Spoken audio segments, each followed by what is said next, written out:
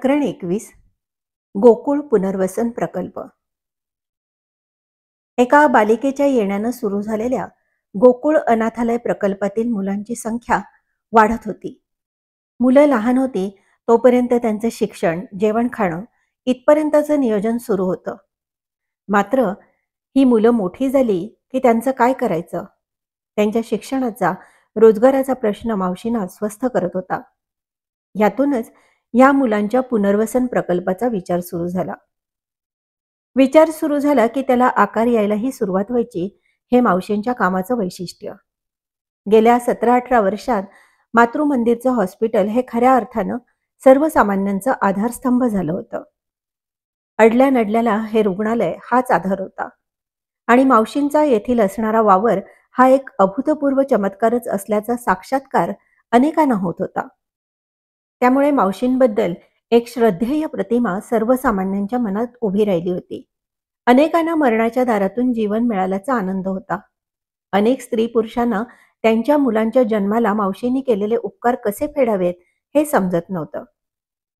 अशाच एका प्रसंगात मावशींच्या उपकाराची किमान अल्प स्वरूपात तरी फेड करावी, यातून कृष्णा जाधव या व्यक्तीनं गोकुळ पुनर्वसन प्रकल्पासाठी साडवलीत मातृमंदिर संस्थेला 17 एकर जागा बक्षीसपत्राने दिली. या काळात देवरुख हेच एक दुर्गम खेडं होतं. त्यामुळे त्यापासून 3 किलोमीटर अंतरावर असणारा साडवली हा भाग अधिक दुर्गम आणि ओसाड माळरानाचा होता. अशा ठिकाणच्या जागेचा किती उपयोग होणार असं बहुतेकांना वाटत होतं. मात्र मावशींकडे दूरदृष्टी होती. गोकुळच्या मुलांसाठी एखादा पुनर्वसन प्रकल्प ह्या जागेत नक्कीच सुरू करता येईल असं मावशींना वाटत होतं. त्या दृष्टीने त्यांनी चाचपणीही सुरू केली.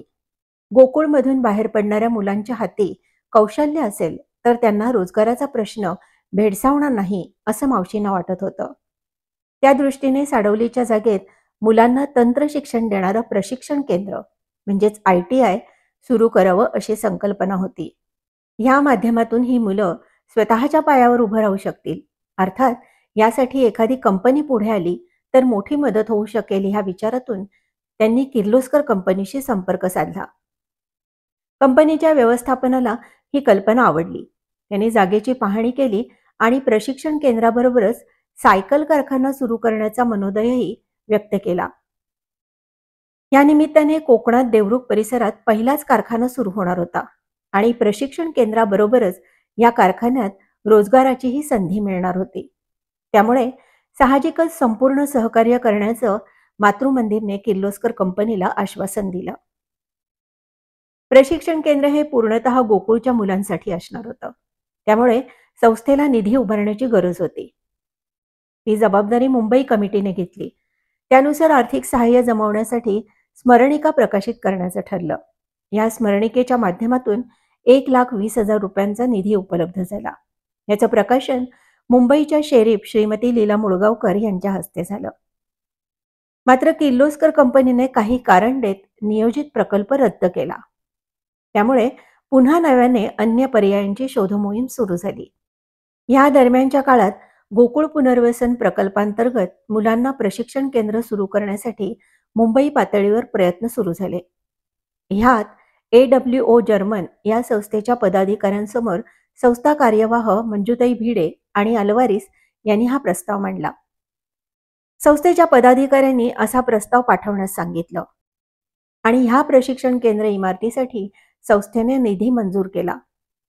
या निधीतून साडवली प्रशिक्षण केंद्राची पहिली इमारत बांधण्यात आली आणि प्रशिक्षण केंद्र गोकुळमधील मुलांसाठी छोट्या प्रमाणावर सुरू करण्यात आलं. याच दरम्यान पुण्यातील वनाज इंजिनिअरिंग ही गॅस रेग्युलेटर बनवणाऱ्या त्या काळातील मातब्बर कंपनीचे संचालक फडके आणि खांडेकर यांच्याशी मातृमंदिरचा संपर्क झाला. त्यांना साडवली इथे त्यांच्या उत्पादनाचा कारखाना सुरू करण्यासाठी निमंत्रित करण्यात आलं. त्यांनीही ते निमंत्रण स्वीकारीत आपले एक युनिट देवरुख साडवली येथे सुरू केलं.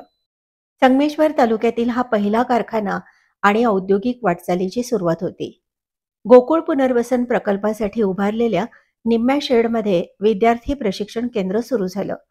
यासाठी AWO या जर्मन संस्थेकडून आलेल्या आर्थिक सहकार्यातून मशिनरी खरेदी करण्यात आली. तर निम्म्या शेडमध्ये वनाज इंजिनियर्स हा कारखाना सुरू झाला.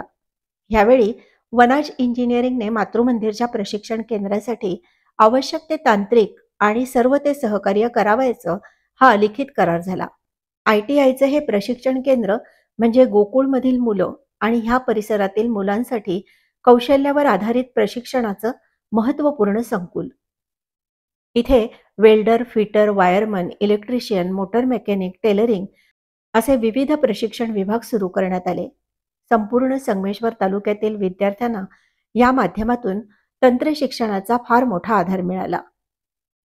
रोजगाराभिमुख तंत्रशिक्षण देताना रोजगाराभिमुख तंत्रशिक्षण देताना गोकुळमधून बाहेर पडल्यानंतर या हातांना कौशल्य आणि कौशल्याबाबत रोजगार मिळावा अशी तरतूदच या प्रकल्पातून करण्यात मावशींची दूरदृष्टी दिसून येते.